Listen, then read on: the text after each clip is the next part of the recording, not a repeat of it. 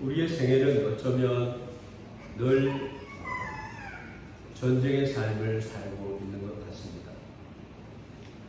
이스라엘 백성들이 미디안에 13만 5천 명을 앞에 두고 전쟁을 하는데 하나님이 3만 2천 명이 많으시다고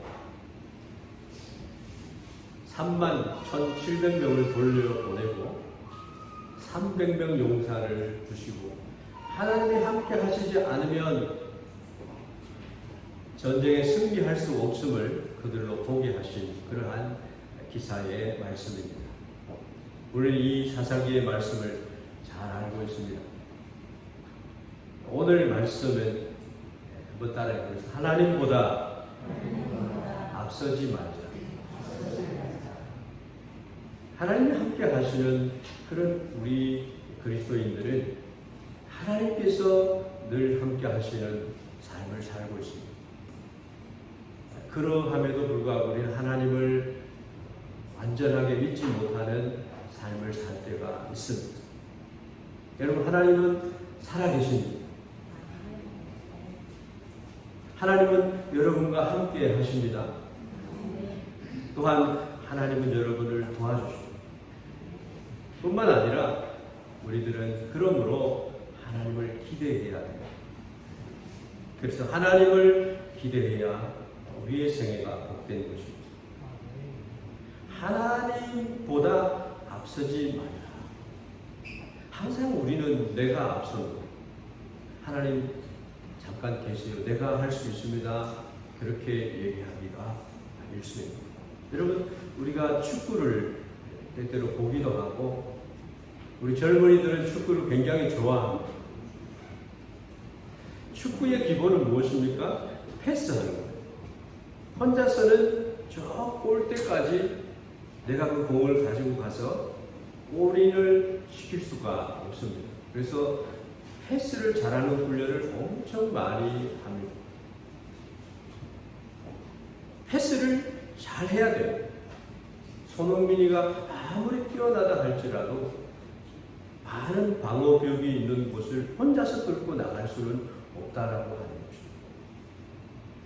그래서 축구 선수를 평가할 때에 몇 골을 넣었느냐 하는 것을 보기만 하는 것이 아니라 한 경기에서 패스를 얼마나 많이 했느냐, 그 패스가 얼마나 많은 성공률을 가져왔느냐, 그게 굉장히 중요하다는 거죠. 근데 기가 막힌 이야기가 있는데 이 기가 막힌 패스를 했는데도 파워풀하게 패스를 해서 막 상대방의 골문까지 갑니다. 스릴이 있는 것을 우리가 관전을 하는 사람들이나 그것을 보면서 열광을 하는 것입니다. 근데 골이 골문에 들어갔어요. 들어갔는데 심판이 휘슬을 불면서 골을 인정을 하지 않는 거죠. 왜냐하면 반칙으로 파울을 해서 공을 넣었다는 거죠. 주로 많이 이 반칙이 일어나는 것이 뭐냐 하면은 공이 밖으로 나간다든지 이런 것은 우리가 알 수 있지만 정말 심판이 그 골대 앞에서 봐야 되는 것이 뭐냐면 오프사이드. 먼저 사람이 적진에 깊숙이 들어가서 공을 받아서 차 넣는 것은 골로 인정을 하지 않는 것입니다. 그것을 옵사이드라고 합니다. 공이 있는 쪽이 온사이드이고 공이 없는 쪽이 옵사이드. 옵사이드 반칙이라고 하는 것은 공이 있는 옵사이드 지역에 공격수가 공보다 먼저 들어가서 공을 받아 넘기는 거죠. 심판은 어김없이 기다리고 휘슬을 불게 됩니다. 아무리 멋지게 골을 넣어도 무효가 됩니다. 그래서 보는 사람들은 저 골이냐라고 착각하기가 쉽습니다. 무슨 짓을 다 해도 옵사이드를 해서는 골이 인정이 될 수가 없다. 그런데요, 2022년도 카타르 월드컵 경기가 있을 때에 축구공 안에 자동 센서가 들어가 있습니다. 이것이 옵사이드가 되는지 안 되는지를 16대의 카메라가 연동이 되면서 AI 컴퓨터가 심판의 눈에는 안 보이지만 미세한 차이에도 옵사이드를 다 잡아내죠.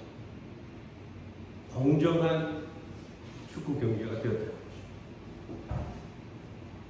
그래서 골을 넣은 사람들은 영웅이 될 수 있었어요. 골을 넣었는데도 영웅이 될 수 없는 것은 옵사이드로 반칙을 하면 안 된다는 거죠. 여러분, 믿음의 세계는 어떻습니까? 영적인 옵사이드는 무엇입니까? 믿는 우리에게도 영적 옵사이드 반칙이 있다. 그 영적 옵사이드를 범하면 하나님께 인정을 받을 수가 없어요. 하나님께서는 만유리 여김을 받지 않습니다.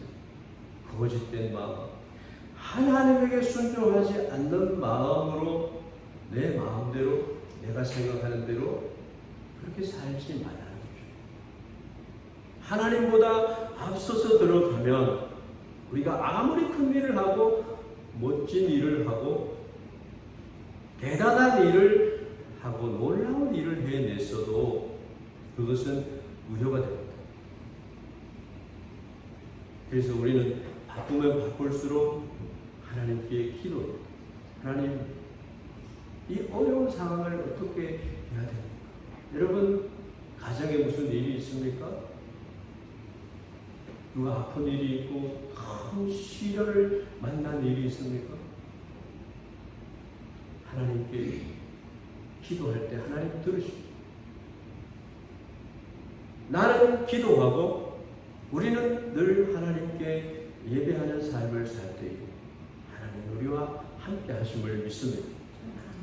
우리가 기도한다는 것, 성도가 하나님을 바라본다는 것은 내가 하나님보다 앞서지 않음을 인정하는 것입니다. 하나님, 나의 생애를 인도하여 주십시오. 나를 인도하여 주옵소서. 이렇게 구하는 것이 됩니다. 우리가 늘 나의 마음대로 열심을 다해서 예배하는 것도 하나님을 만나는 것이 되는 것이지만, 그런데 하나님께 기도하면서 하나님을 앞세우면서 하나님의 뒤를 따라가겠다고 하는 것은 놀라운 축복의 결심이 되는 적이 있습니다. 오늘 우리가 하나님보다 앞서지 말아요. 우리가 먼저 생각해 볼 수 있는 것은 하나님의 마음에 합한 다윗이 있습니다. 여러분이 잘 알아요. 성경에 보면 하나님이 내 마음에 합한 사람이 있다 말씀합니다. 그렇게 평가받은 사람이 누구입니까? 다윗입니다. 다윗은 임금이에요. 다윗은 어째서 그런 평가를 받았는가? 다윗이 키가 3m나 되는 거인 골리앗을 쓰러뜨렸기 때문에 그럴까요?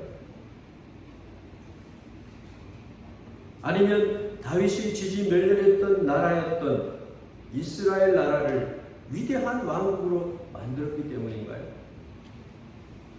아니면 다윗이 여호와는 나의 목자시니 내게 부족함이 없으리로다 하나님을 노래하면서 전 세계인이 좋아하는 그런 불멸의 시를 지은 그런 시인이기 때문에 그렇습니까? 다윗은요, 일평생 소년 시절부터 만군의 주 여호와 하나님을 사랑했던 사람, 그분을 잘 알았던 사람, 내가 골리앗을 물리치러 나갈 때도 하나님의 이름을 가지고 나갔어요. 하나님을 앞세웠어요.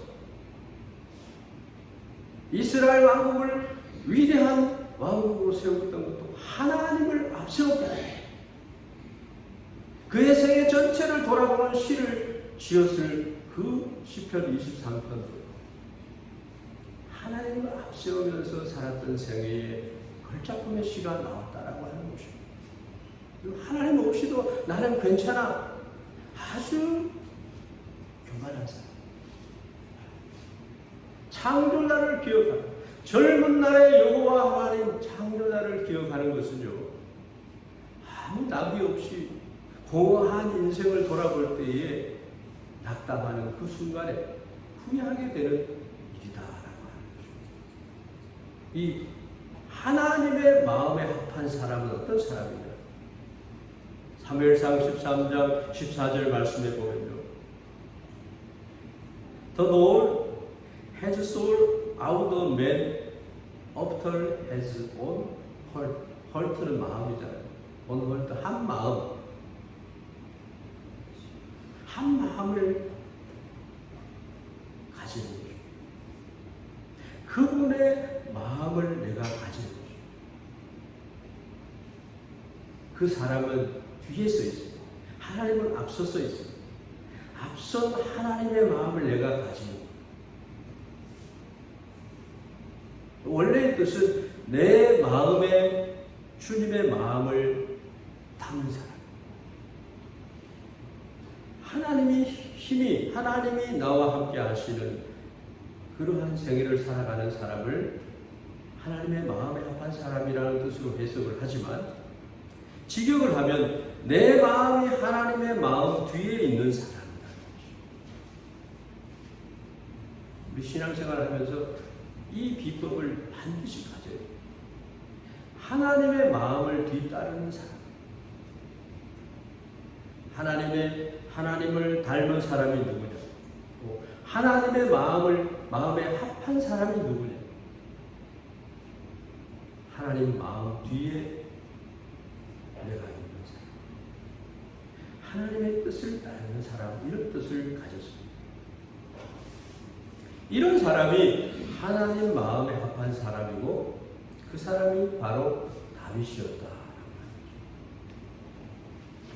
다윗은 정말 울긋불긋한 불악한 정말 그 날쌘 사자하고도 싸움을 해서 싸워서 이기는 사람.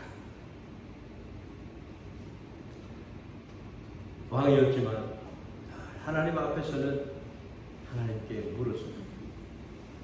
여러분, 만군의 주 여호와 하나님이라는 말의 뜻이 무엇입니까? 만 명의 훌륭한 병사들보다도 힘센 스트레인저의 하나님이라는 거죠.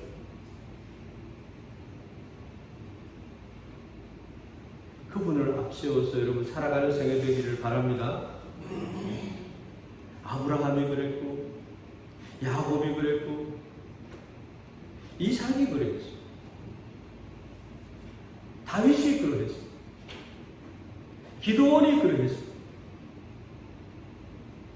제자들이 그랬어. 오늘날 많은 그리스도인들이 그러한 삶을 살고 있습니다. 다윗은 그래서 결코 하나님보다 앞서지 않고 하나님을 뒤따르는 사람. 하나님과 사람들 앞에서 그가 나타낸 믿음은 항상 하나님 앞에서는 팔로우 했습니다. 뒤를 따라갔어요. come after를 했다는 것. 언제나 하나님을 기다렸던 자의 삶을 살았다. 여러분, 교회 생활을 어떻게 해야 됩니까? 하나님의 마음에 합한 사람으로 교회 생활을 해야 됩니다. 내가 하는 것이 아니에요.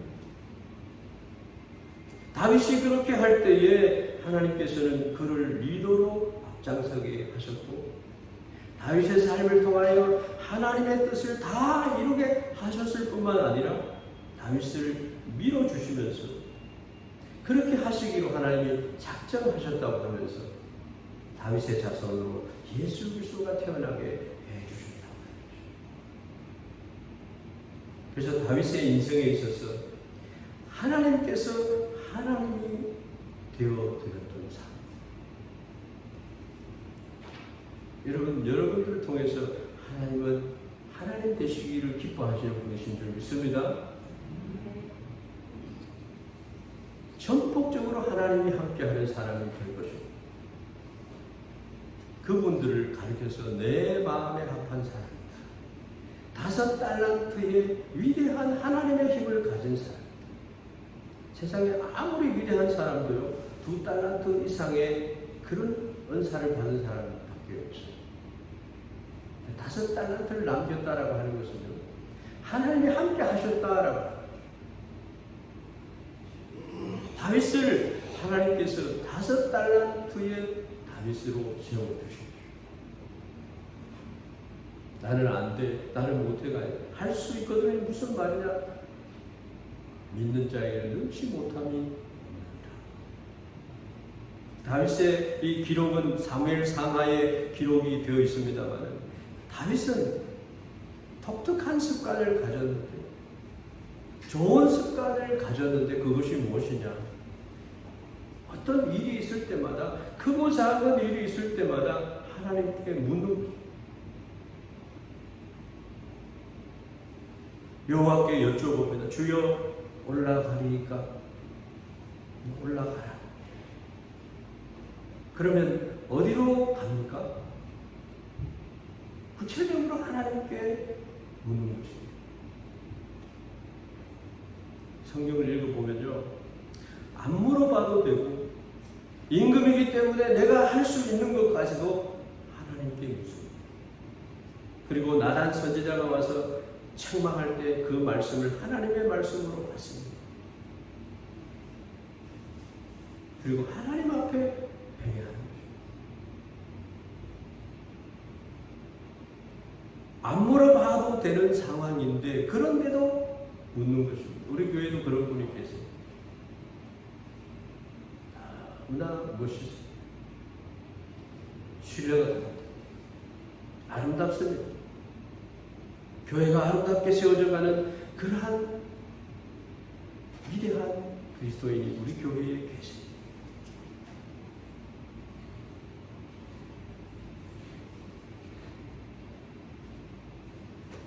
그리스도인이면요, 이 몸된 교회는 그리스도의 몸된 교회라고 한다면은 우리가 주님이 기뻐하는 교회로 기도하면서 쓰임 받아 나가야 돼요. 그리스도께 봉사하는 것이 하나님께 묻고 하는 것은 하나님의 기쁨이 됩니다. 그것도 구체적으로 묻고 말씀을 따라 살아가는 새.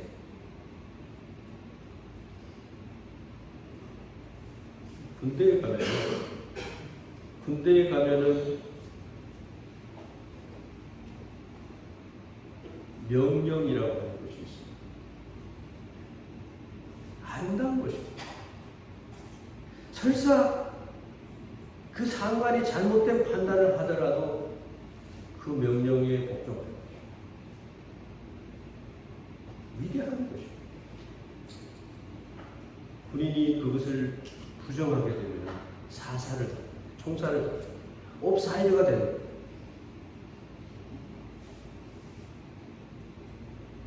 다윗은요, 큰 일이든 작은 일이든 그냥 자기가 할 수 있는데도, 왕인데도, 리더인데도 무슨 일이든지 어떤 결정이든지 그것을 결정할 때는 하나님께 먼저 돌아갑니다. 절호의 찬스, 사울을 죽일 수 있는 절호의 찬스입니다. 왕이시여, 지금 이때입니다. 얘기를 했을 때 하나님의 기름 부음 받은, 하나님께 기름 부음 받은 자를 내가 그렇게 할 수 없다. 얼마나 철저하게 하나님을 중심으로 신앙생활을 했냐 하는 것입니다. 모든 일들을 내 힘으로, 내 지혜로, 내 경험으로 하지 않고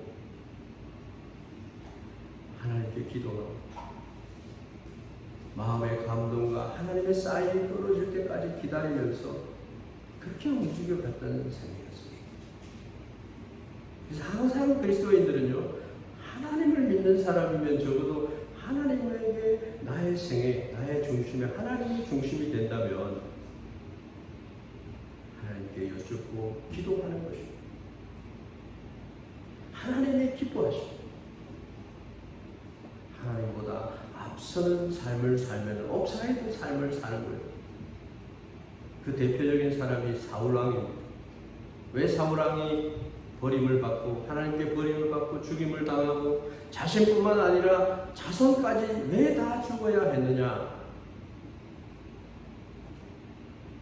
그렇게 하나님의 기쁨이 되었고 기대가 되었던 사울이었는데 왜 패가 망신을 당했는가? 반대로 다윗은 시작은 참으로 미약했는데 점점 하나님이 함께 하심으로 왕성하게 될 뿐만 아니라 흥황하게 되는 삶을 살았어요. 여러분, 하나님이 함께하는 삶은요, 이런 삶이에요. 용두사미가 되는 성도들이 있는가 하면 점점 창대해져가는 성도들이 있어요.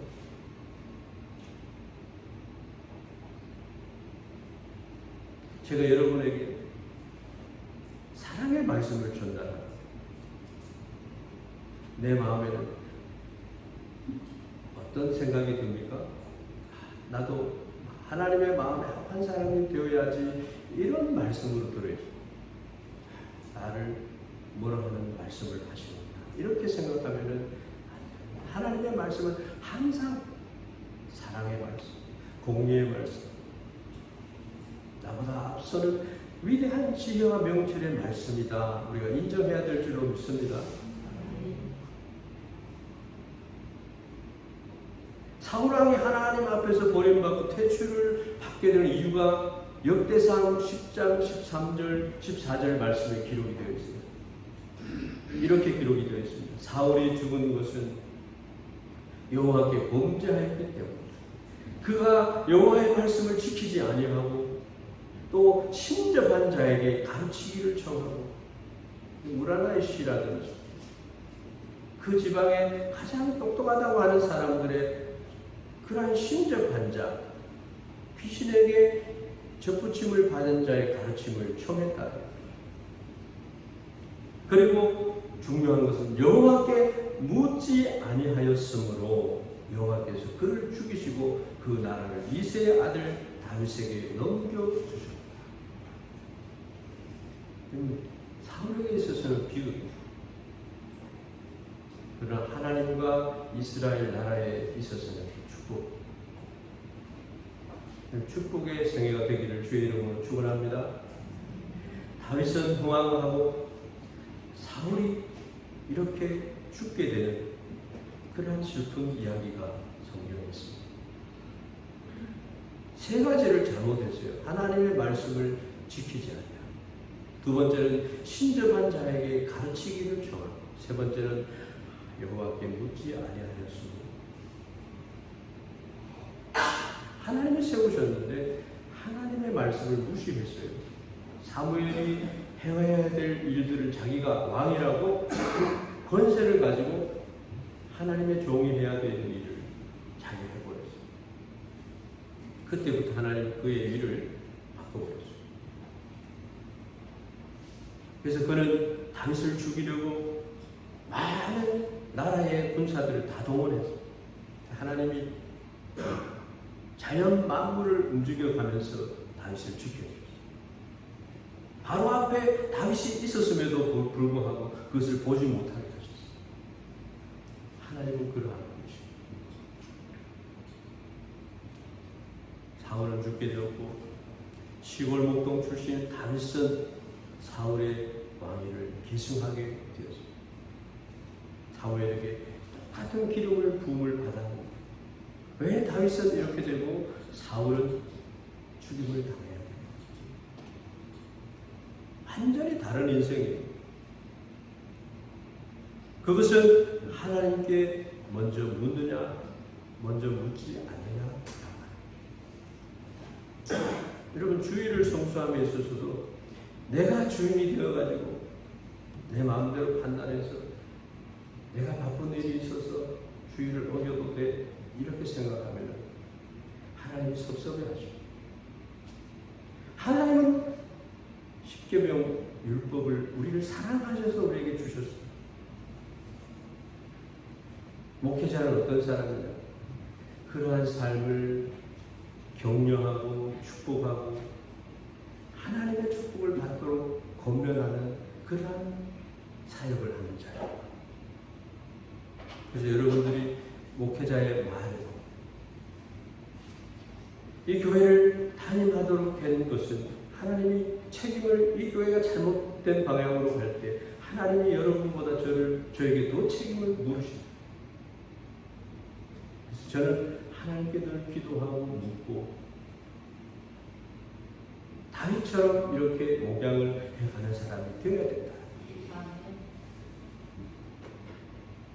그럴 때에 온 교회가 동산에서 하나님을 만나고 하나님을 영화롭게 하는 행복한 인생이 될 뿐만 아니라 축복의 대로를 걸어가는 생애가 될 줄로 믿습니다. 사울은요 하나님께 묻지 않고 기도하지 않고 자기가 왕이니까 하나님을 앞세우지 아니하고 자기가 앞서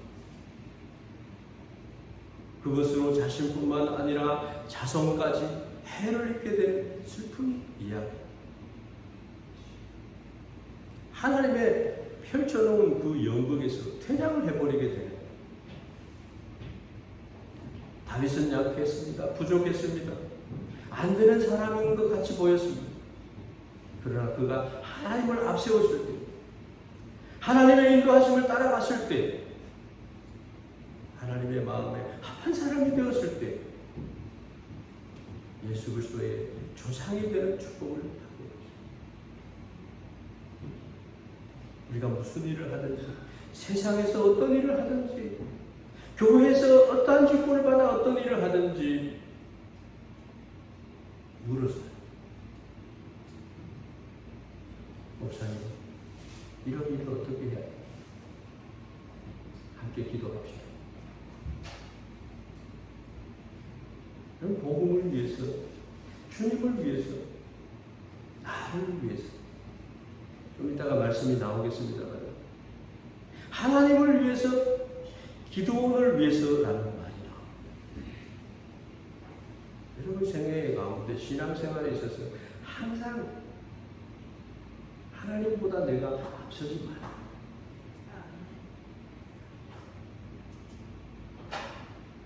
하나님은 여러분 기다리고 계십니다. 6월의 생일자들이 그렇게 축복받기를 바랍니다. 여러분 우리 교회 성도님 한 분 한 분이 이러한 축복의 생애가 되기를 바랍니다. 내가 하는 일은 내가 일해서 열매를 맺습니다. 그런데 내가 기도하면 하나님이 일해 주십니다. 내가 잘나서 내가라고 하는 것은 영적 옵사이드의 반칙을 당해서는 결코 잘된 인생같이 보이지만 실패한 인생이 되고 사루가 같은 인생이 되고 제가 우천오미아 교회에 가서 하나님을 바라보면서 목회를 했습니다. 초심을 잃지 않으려고 많이 노력을 했습니다. 한 영혼을 예수님처럼 사랑하는 마음을 가지고 일본인 목회를 할 때 어려움이 많이 있지만 그 문화의 벽과 대화되지 않는 그러한 여러 가지 일들을 선배를 찾아가서 묻기도 하고 일본 목사님을 찾아가서 묻기도 하고 하나님께 기도해서 하나님께 묻기도 하고 근데 젊은 목사들은 자기 동료 목사들이나 친한 목사님을 찾아가서 무슨 똑같은 대답을 듣습니다. 내 목회 경험이 많으시고 존경을 받는 분을 찾아가서 물으면 대답이 달라요. 그리고 기도해서 하나님 앞에 묻는 그 물음은 놀라운 기적을 누리게 되는 축복이 되었다.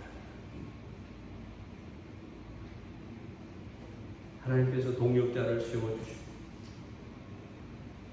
목사님 무엇을 하든지 목사님 주님께 물어서 열심히 목회하시면 제가 뭐든지 함께 하겠습니다. 제가 췌장암에 걸렸다는 판단을 받았을 때 목사님 무엇이든지 다 하십시오.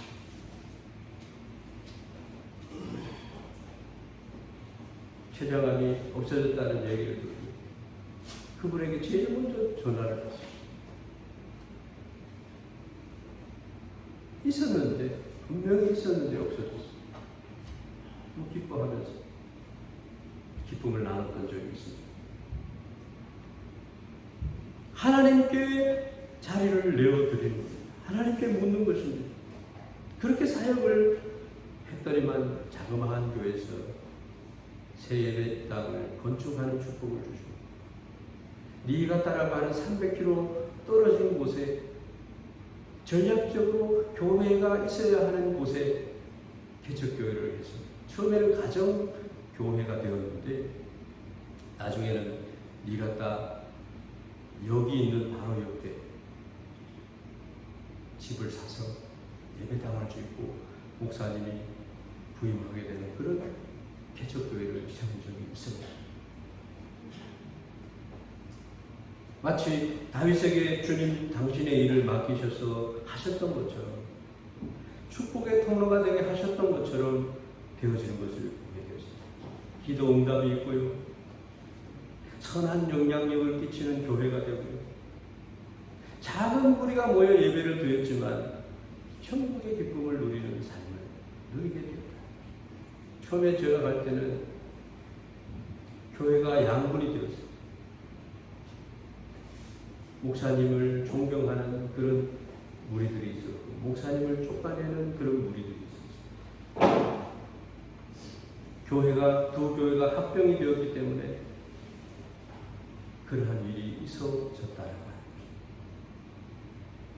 거예요. 하나님의 말씀의 은혜를 받고 약한 외국인인 제가 일본인 교회에 가서 약하니까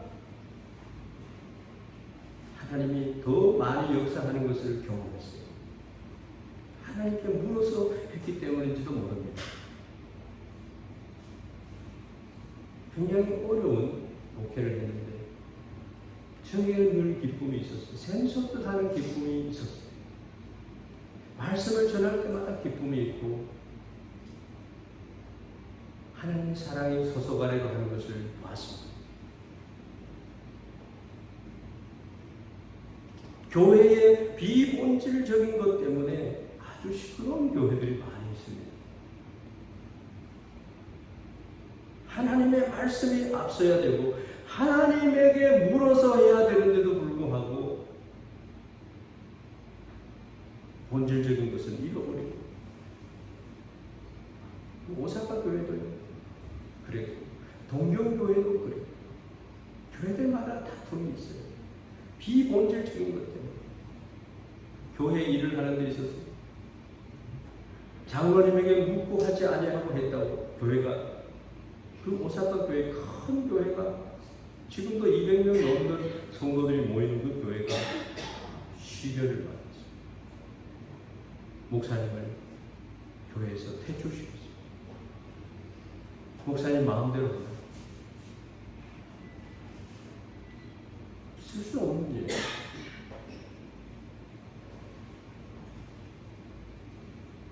여러분 교회가 꼭 가져야 하고 성도가 꼭 지켜야 할 것이 무엇이냐? 예배와 복음과 기도. 교회는 이 세 가지가 너무너무 중요한 것이에요. 새벽을 깨워서 기도하는, 그래서 새벽 무릎을 세우는 그런 역사가 있는 교회가 아름답습니다. 그리고 말씀을 배우고 확신하는 교회가 되는 것입니다.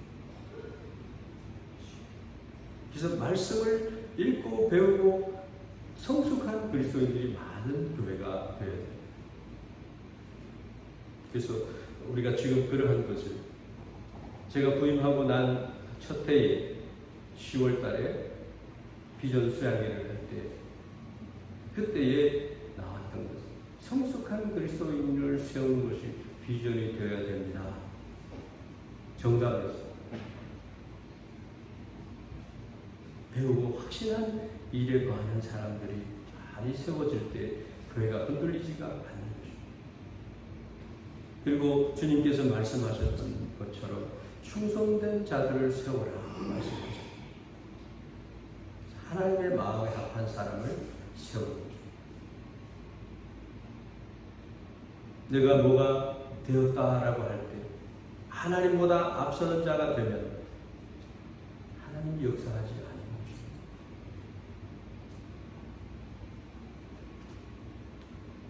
하나님은 뒤로 하고 내가 앞서 가면 뭔가 이루어진다라고 생각을 하기 쉽습니다만 10년이 되고 20년이 되고 그렇게 지나오다 보면 하나님께 묻는 일을 하지 않습니다. 그래서 하나님께서는 그 교회에 거하시지 않습니다. 사람 소리만 납니다. 그런 교회는 어떻게 될까요? 키르기즈스탄에 가서 만났던 목사님을 볼 때 그 목사님이 그 교회도 큰 교회예요. 그런데 교회의 비본질적인 것 때문에 너무 교회가 시끄러워요.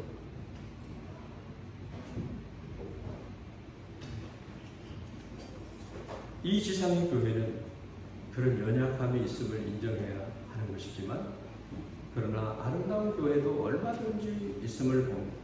하나님의 깃발을 뽑고 옵사이드의 방식을 하지 않고 하나님이 바라시는 그러한 것들을 소중하게 생각하는 교회는 아름다운 교회가 되었다. 언제나 우리는 하나님을 앞세우고 하나님을 기대하는 자가 되어야 될 줄로 믿습니다. 여러분 인생도 마찬가지입니다. 하나님을 중심으로 말씀을 중심으로 그런 축복된 그런 인생의 길을 걸어가는 성도들 되기를 주의 이름으로 축원합니다. 두 번째로는 기드온의 300명 용사들입니다. 하나님의 마음에 합한 사람의 다윗처럼 기드온도 또 여기에 계시는 여러분들도 하나님을 앞세우는 300명 용사가 되어야 될 줄로 믿습니다. 사사기 7장의 이 말씀은 우리가 자주 듣는 말씀입니다. 하나님께서 싸워주심으로 승리하게 된 기적의 전쟁. 99%는 돌려보냈어요. 1%의 군사들을 통해서 하나님의 일을 이루어가는 거죠. 하나님 500년의 역사를 이루신 분이죠. 전쟁에서는 군인의 수가 많은 것이 중요한 것이 아니라 군사의 수가 많은 것이 중요한 것이 아니라 여러분 미국이 세계의 주도권을 잡고 있다고 합니다. 근데 우리가 미국을 볼 때 하나님이 미국과 함께 하심을 볼 수 있어요.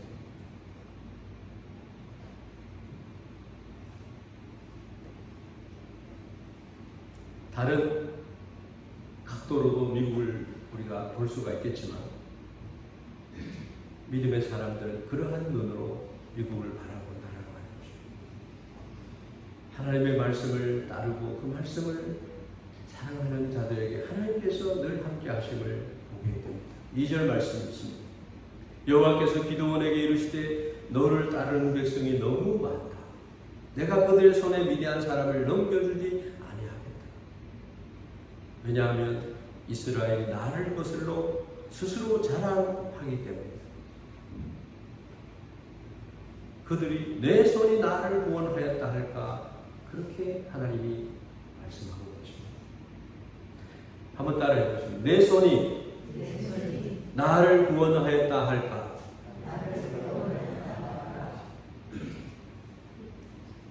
32,000명이 너무 많다는 겁니다. 전쟁은 하나님 손에 달린 줄 믿습니다. 하나님께서 함께 하시지 않으면 안 되는 전쟁입니다. 13만 5천 명이에요.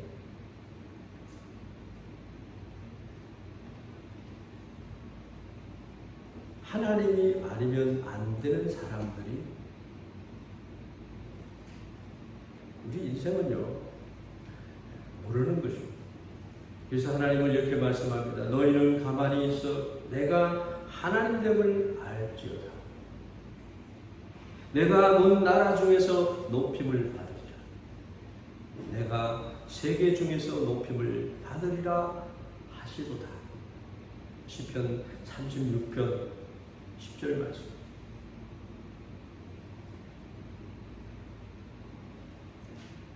하나님이 역사하시도록 우리가 기다리는 그런 믿음이 있어요.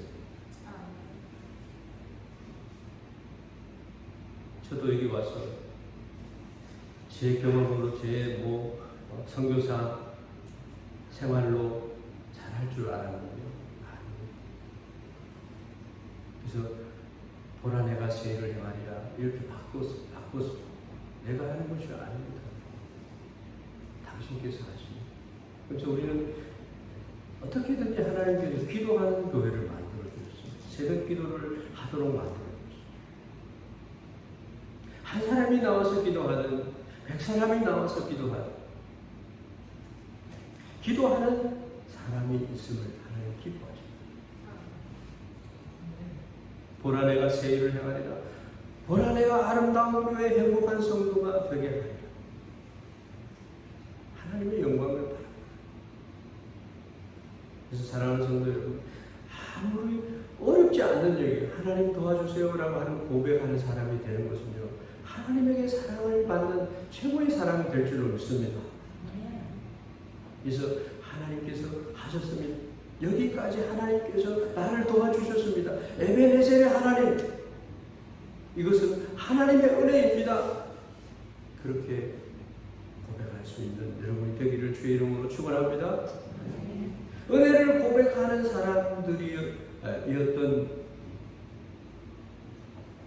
그러한 사람들이 내가 요즘 좀 잘 된다고, 뭔가 좀 잘 된다고, 또 교회 생활을 좀 했다고, 여러 가지 경험을 해왔다고, 그래서 하나님을 뒤로 미루고 내 힘으로, 내 지식으로, 내 경험으로 모든 것을 할 수 있다고 여기는 사람이 되어버렸어요.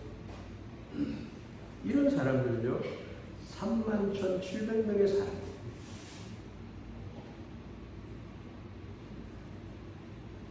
뭔가 부름을 받아서 32,000명 속에 들어있는 사람이 되었지만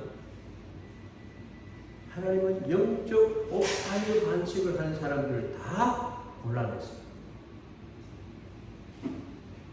하나님을 의지하는 사람, 하나님의 말씀에 순종할 수 있는 사람, 바른 정신을 가지고 적을 경계할 수 있는 사람, 사탄의 관계를 능히 간파할 수 있는 사람, 하나님의 손에 붙들림을 받을 수 있는 사람을 하나님이 찾아내셨어요. 그래서 그들과 함께 하나님의 역사의 페이지를 써가셨어요. 그런 사람들이 5달란트의 생애를 살아가는 사람, 그런 사람들은 하나님을 따르는 사람들은 겸손한 사람, 자기 아집을 나타내지 않습니다. 그래서 교회에 귀한 직분을 받는 분일수록 주님을 닮아가는 사람, 낮아지는 사람, 낮은 자리에 처할 수 있는 사람, 우리 교회에 그런 분들 너무너무 많습니다. 방법은 좀 다를지라도 하나님을 너무너무 사랑하는 분들을 저는 보고 있습니다. 하나님도 보고 계십니다. 사랑하는 성도 여러분, 여러분들의 이름이 다윗처럼 기드온의 역사처럼 쓰여져 가기를 원하신다면 300명으로 위대한 전쟁을 할 때 외친 그 외침이 있는데 7장 18절에 보면 여호와를 위하라, 기드온을 위하라. 그래서 밤중에요 항아리 속에 횃불을 숨겨가서 항아리를 꿰뚫리고 나팔을 불면서 외치게 했는 말입니다. 여호와를 위하라, 기드온을 위하라. 나팔 소리가 막 울려 퍼지니까 저거들끼리 싸움을 막 하는 거예요. 20절 말씀은 여호와와 기드온의 칼이여라고 말하고 있습니다. 여러분, 이 순서가 얼마나 중요한지 아십니까? 다윗이 고백했고 내 힘으로 나간다는 게 아니라 만군의 주 여호와 하나님의 이름으로 나가 골리앗을 향했습니다. 이 순서가 중요합니다. 하나님이 먼저, 그 다음이 나의. 그래서 내가 싸우는 것이 아니라 하나님이 싸우도록 하셔요. 영적으로 하나님의 자리에 내가 앉고 하나님께 묻지 않고 하는 것은 옵사이드예요. 7월 달에요. 비전 수양회로 우리가 계획되어져 있습니다만 하나님께 물어야 됩니다. 하나님,仙台 교회가 40년이 되었는데 하나님 기뻐하는 교회가 되려면 어떻게 해야 됩니까? 아름다운 교회, 행복한 성도가 되려면 어떻게 해야 됩니까? 많은 사람들에게 이 복음을 나눠주려고 하면 어떤 교회가 되어야 됩니까? 그래서 우리가 꿈을 꿔야 돼요. 결론의 말씀을 드리겠습니다. 고 박윤선 박사님은요, 기도의 사람으로 유명합니다. 신학교 학장이 되었고, 총장이 되었고, 그리고 교수가 되었는데 늘 기도하는 거예요. 새벽 3시가 되고 4시가 되고 기도를 시작하면요, 학교에 수업이 있는 날도 잊어버리고 기도에 메모돼요. 하나님의 인도하심을 구하고 오늘 하루 만날 사람들을 생각하면서 기도하고 오늘 해야 될 일들을 생각하면서 기도하고 하나님의 사인을 구하면서 기도했습니다. 그렇게 하루하루를 살아가셨습니다. 근데 학교의 일 때문에 문득 생각이 나서 어떠한 박사님을 찾아가서 어떤 교회의 박사님을 찾아가서 우리 신학교가 이러한 필요가 있습니다. 그랬더니만 그 교회 목사님이 알겠습니다. 그런데 집에 가다 말고 이 박윤선 박사님이 다시 돌아와서 목사님께 부탁드렸던 이야기는 어떤 걸로 해주세요? 뭐 잘못된 것이 있습니까?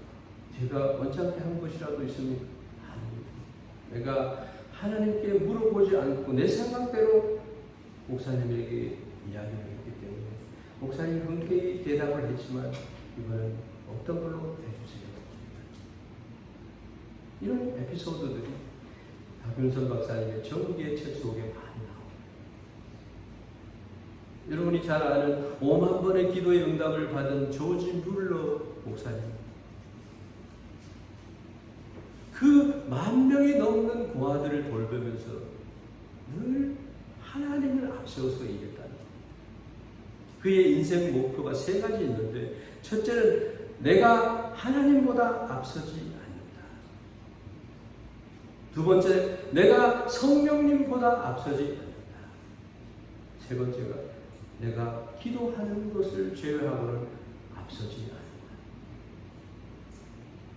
그래서 기도를 통해서 하나님보다 앞서지 않으면서 성령님의 인도함을 받으면서 그렇게 하나님의 사람이 되어가는 것입니다. 여러분, 우리 모두가 하나님보다 앞서지 않는 아름다운 성도들 되기를 주의 이름으로 축원합니다.